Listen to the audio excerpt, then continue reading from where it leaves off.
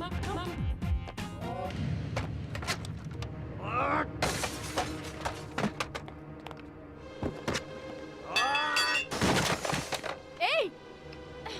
ए! कौन हो तुम? कौन हो तुम बदतमीज? मेरे बारे में ना जानते हुए भी तुमने मेरे बारे में कैसे लिखा? छोड़ो! देखो, तुम अपनी दादागिरी अपने पास रखो। मैं प्रेस वाली हूँ। मुझे हाथ लगाओगे तो बुरा होगा। तुझे बचाने के लिए जब तक पुलिस आएगी उससे पहले ही मैं तेरा वस्त्र आयरन कर दूंगा। उतार इसके कपड़े। छोड़ो!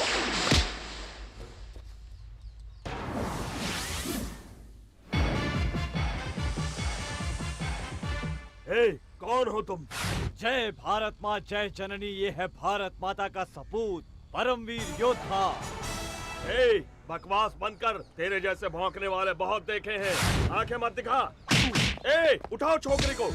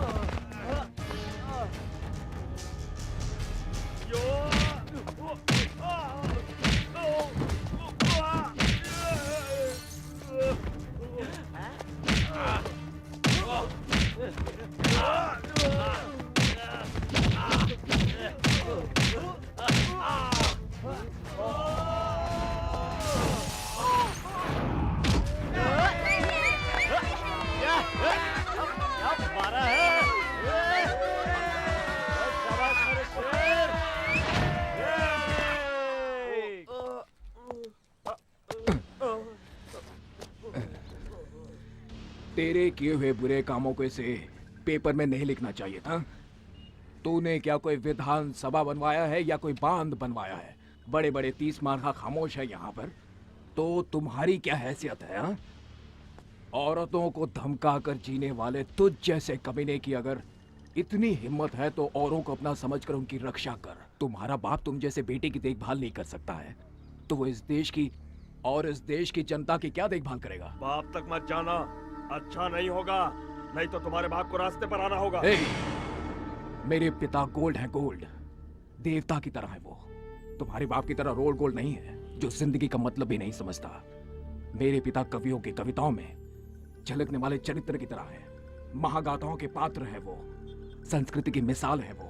दुनिया भर के लोगों ने हमेशा उनसे शिक्षा लेने की कोशिश की है।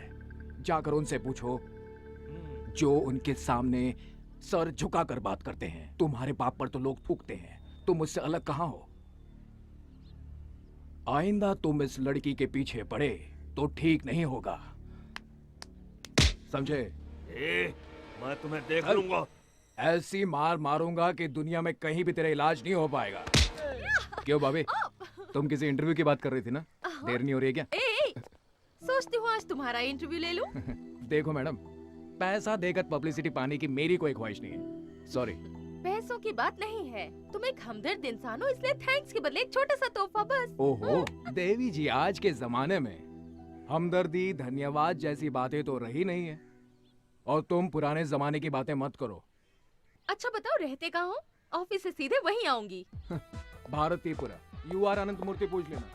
धत, अजीब आदमी है, मुसीबत में पड़ो तो मदद करता है, प्यार से साथ देने को कहो तो दूर भाग जाता है। भगवान जी, जिस तरह बजरंगबली ने राक्षसों को पछाड़ा था, उसी तरह आपने भी उस गुंडे को दिन में तारे दिखा दिए। मुझे तो परम आनंद मिला। आप जैसे युवा अगर हमारी पार्टी में आ जाएं। कहावत तो सुनी होगी, बहुत मशहूर कहावत है, जैसे लातों के भूत बातों से नहीं मानते। बहुत बड़ा दादा है तू, हाँ?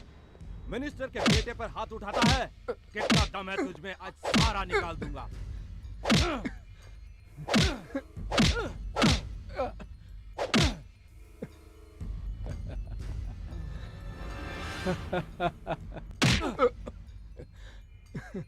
इतनी पिटाई की फिर भी तू टस से मस नहीं हुआ। नमस्कार इंस्पेक्टर साहब। अरे रे रे, मास्टर जी आप, ये क्या है सर? आप मुझे नमस्कार करेंगे? मुझे तो आपके चरण छूने चाहिए। बैठिए ना सर, बैठिए। अपने बेटे को लेने आया हूँ मैं।